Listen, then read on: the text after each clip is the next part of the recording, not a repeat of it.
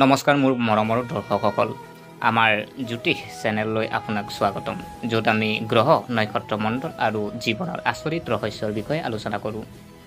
প্ৰিয় দৰ্শক, আজি আমি আপোনালোকৰ বাবে লৈ আহিছোঁ 2025 চনৰ নৱেম্বৰৰ মিথুন ৰাশিৰ মাহেকীয়া ৰাশিফল, যিটো মাহ কঢ়িয়াই আনে নতুন সুযোগ, কিছু প্ৰত্যাহ্বান আৰু বহু সম্ভাৱনা।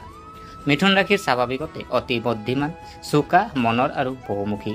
তেওঁলোকৰ মনটোৱে সদায় নতুন নতুন কথা চিন্তা কৰি থাকে, আৰু যেতিয়া বিশ্বব্ৰহ্মাণ্ডৰ শক্তি তেওঁলোকৰ পক্ষত থাকে, তেওঁলোকে অসম্ভৱকো সম্ভৱ কৰি তুলিব পাৰে।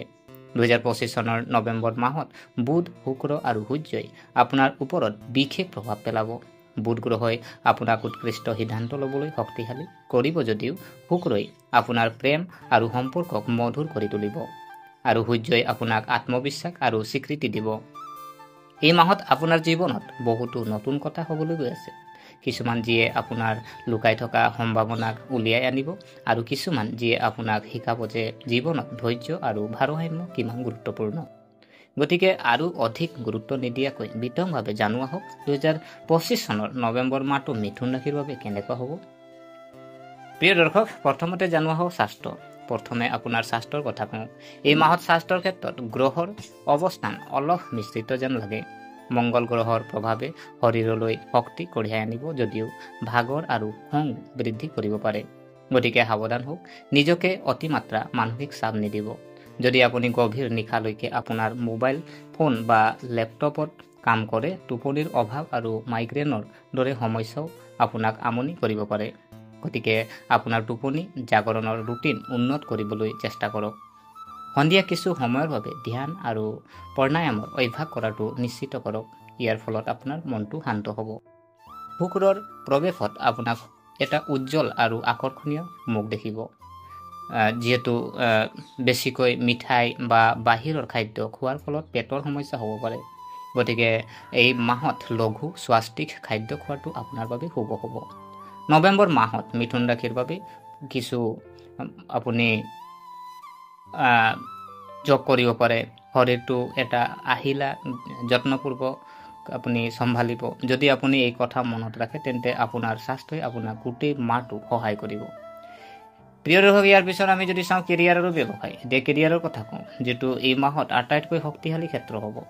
2025 চনৰ নৱেম্বৰ মাহত মিথুন ৰাশিৰ বুধ আৰু সূৰ্যই উভয়েৰে সমৰ্থন লাভ কৰিব, আৰু এই কাৰণেই আপোনাৰ কেৰিয়াৰ আৰু পেছাদাৰী জীৱনে নতুন উচ্চতা লাভ কৰিব। যদি আপুনি নিযুক্তি লাভ কৰে, তেন্তে এই মাহত আপোনাৰ কামৰ শলাগ লোৱা হ'ব। আপোনাৰ চিন্তা আৰু কথাই আপোনাৰ বছ আৰু সহকৰ্মীসকলক প্ৰভাৱিত কৰিব। দীৰ্ঘদিন ধৰি স্থবিৰ হৈ থকা কামে হয়তো এতিয়া গতি লাভ কৰিব পাৰে। কিছুমান ব্যক্তিয়ে পদোন্নতি বা বিভাগ সলনিৰ দৰে ভাল খবৰো লাভ কৰিব পাৰে। যদি আপুনি ব্যৱসায়ত জড়িত, এই মাহত আপোনালোকৰ বাবে নতুন ক্লায়েণ্ট আৰু নতুন অংশীদাৰিত্বৰ সুযোগ আহিব। অৱশ্যে কোনো নতুন চুক্তিত খৰখেদা নকৰিব। প্ৰতিটো চুক্তিত চিন্তাশীলভাৱে প্ৰৱেশ কৰক, কিয়নো কিছুমান গ্ৰহে বিভ্ৰান্তিৰ সৃষ্টি কৰিব পাৰে। নৱেম্বৰৰ দ্বিতীয় সপ্তাহৰ পিছত শুক্ৰৰ প্ৰভাৱে আপোনাৰ যোগাযোগৰ দক্ষতা আৰু অধিক শক্তিশালী কৰিব। আপোনাৰ কথা কোৱা শৈলীয়ে মানুহক আকৰ্ষণ কৰিব।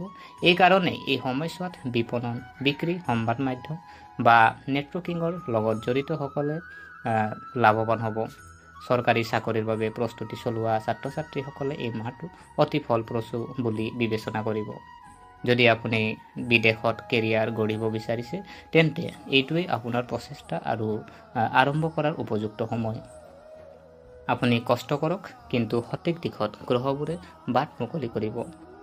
প্ৰেম আৰু বিবাহ যদি আমি চাওঁ, এতিয়া আহকচোন আটাইতকৈ মধুৰ অংশটোলৈ চাওঁ, যি প্ৰেম। নৱেম্বৰ মাহটো মিথুন ৰাশিৰ প্ৰতি মৰমেৰে ভৰি পৰিব। শুক্ৰৰ প্ৰৱেশত আপোনাৰ ৰোমান্টিক অনুভৱ গভীৰ কৰি তুলিব। ইতিমধ্যে সম্পৰ্কত থকাসকলে নতুন বুজাবুজি আৰু পৰিপক্কতা লাভ কৰিব। আগতে যিকোনো ভুল বুজাবুজিৰ সমাধান হ'ব। অবিবাহিতসকলৰ বাবে এই মাহতে নতুন সম্পৰ্কৰ আৰম্ভণি হ'ব পাৰে। সামাজিক মঞ্চ বা পুৰণি বন্ধুৰ জৰিয়তে হোৱা সাক্ষাৎকাৰ এটা সুন্দৰ কাহিনীৰ সূচনা কৰিব পাৰে। বিবাহিত দম্পতীৰ বাবেও সময় ইতিবাচক হ'ব। পত্নীৰ মাজত আৱেগিক বন্ধন বৃদ্ধি পাব। যদিও মাহৰ মাজভাগত সৰু সৰু যুক্তি সম্ভৱ হয়, কিন্তু এইবোৰে প্ৰেমৰ মধুৰতা বৃদ্ধিহে কৰিব। যদি আপুনি আপোনাৰ পত্নীক বিশেষ কিবা এটা দিব বিচাৰে, এই মাহটো উপহাৰ, ভ্ৰমণ বা একেলগে সময় কটোৱাৰ বাবে একেবাৰে উপযুক্ত সময়। আপুনি পাৰিলে প্ৰেমত নিজৰ ইগো ত্যাগ কৰাজনহে জয়ী হয়। বিত্ত আৰু সম্পদ যদি চাওঁ, 2025 চনৰ নৱেম্বৰ মাহত আৰ্থিক লাভৰ সম্ভাৱনা শক্তিশালী। এই মাহত যিহেতু মিথুন ৰাশিৰ জাতক জাতিকাসকলে পূৰ্বে ৰখা ধন লাভ কৰাৰ সম্ভাৱনা আছে। বিনিয়োগ বা ৰিয়েল ইষ্টেট অধিগ্ৰহণেও সুবিধা আনিব পাৰে, কিন্তু গ্ৰহবোৰ খৰচ বৃদ্ধিৰ ইংগিতো দিয়ে, বিশেষকৈ পৰিয়াল বা বাহনৰ বাবে। কিন্তু চিন্তাৰ প্ৰয়োজন নাই, কিয়নো আপোনাৰ উপাৰ্জনৰ বৃদ্ধি পাব। শ্বেয়াৰ মাৰ্কেট, ট্ৰেডিং বা ব্যৱসায়ৰ লগত জড়িতসকলৰ বাবে মাহৰ তৃতীয় সপ্তাহটো শুভ হ'ব, কিন্তু বুদ্ধিমান ৰূপে ৰিস্ক সিদ্ধান্ত লওক।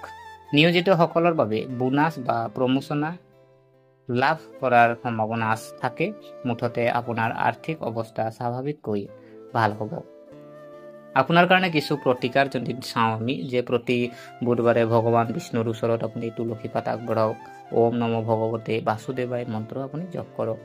ইয়াৰ ফলত বুধ গ্ৰহটো শক্তিশালী হ'ব আৰু ধনৰ প্ৰভাৱ বৃদ্ধি পাব। পৰিয়াল আৰু সামাজিক জীৱন যদি চাওঁ, এতিয়া পৰিয়ালৰ কথা কোৱা হওক, যে এই মাহত মিথুন ৰাশিৰ বাবে পাৰিবাৰিক পৰিৱেশ সুখকৰ হ'ব। আপুনি ঘৰত বয়োজ্যেষ্ঠসকলৰ আশীৰ্বাদ লাভ কৰিব আৰু আপোনাৰ এই প্ৰচেষ্টাই ঘৰলৈ সুখ ঘূৰাই আনিব। আপুনি আপোনাৰ ভাই ভনীৰ পৰা সমৰ্থন লাভ কৰিব আৰু পৰিয়াল কোনো অনুষ্ঠান বা ভ্ৰমণৰ পৰিকল্পনা কৰিব পাৰি। বহুদিনৰ পৰা পৰিয়ালৰ পৰা আঁতৰি থকাসকলে লগ পোৱাৰ সুযোগ পাব, যিসকলে আনন্দ কঢ়িয়াই আনিব। পিতৃ মাতৃৰ স্বাস্থ্যৰ যত্ন লওক, বিশেষকৈ মাহৰ শেষ সপ্তাহত। আপোনাৰ সন্তানৰ লগত জড়িত কিছুমান ভাল খবৰ পাব পাৰে। সমাজত আপোনাৰ সন্মান বাঢ়িব, আপোনাৰ কথাত মানুহ অনুপ্ৰাণিত হ'ব। কোনো ধৰ্মীয় বা সামাজিক অনুষ্ঠানত অংশগ্ৰহণ কৰাৰ সুযোগ পাব পাৰে। জ্যোতিষৰ প্ৰতিকাৰ আৰু পৰামৰ্শ আমি যদি দিওঁ আপোনালোকক, যে এতিয়া জনোৱা হওক যে কোনবোৰ প্ৰতিকাৰে এই মাহত আপোনাৰ বাবে শুভ ফল কঢ়িয়াই আনিব।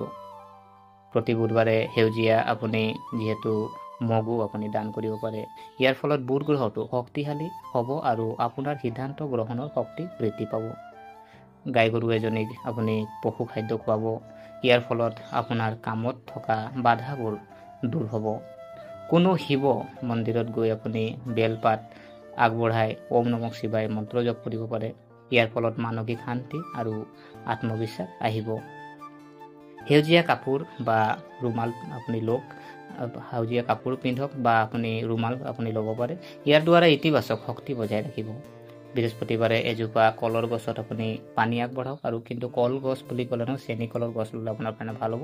বৃহস্পতিবাৰে এজোপা চেনি কলৰ গছত পানী আগবঢ়াওক। ইয়াৰ ফলত আপোনাৰ ঘৰত সুখ আৰু সমৃদ্ধি বৃদ্ধি পাব।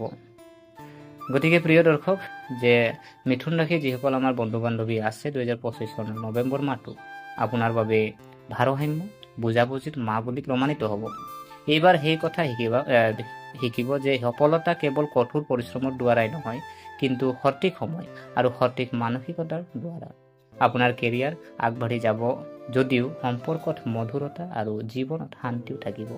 মাত্ৰ মনত ৰাখিব, গ্ৰহবোৰৰ গতি সলনি হ'ব পাৰে, কিন্তু আপোনাৰ উদ্দেশ্য কঠোৰ পৰিশ্ৰম আৰু ইতিবাচক চিন্তাধাৰা আপোনাৰ আটাইতকৈ ডাঙৰ ভাগ্য।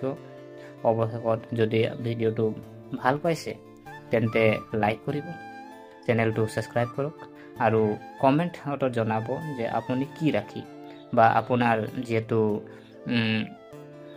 যিহেতু আপুনি ওম নমঃ শিৱায় লিখি আপুনি কমেণ্ট কৰিব পাৰে, বা আৰু এই মাহৰ কোনটো অংশ আপুনি বেছি উপভোগ কৰিলে। প্ৰিয় দৰ্শক, সকলোকে আজিলৈ বিদায় মাগিলোঁ। জয় শ্ৰী গণেশ, ধন্যবাদ।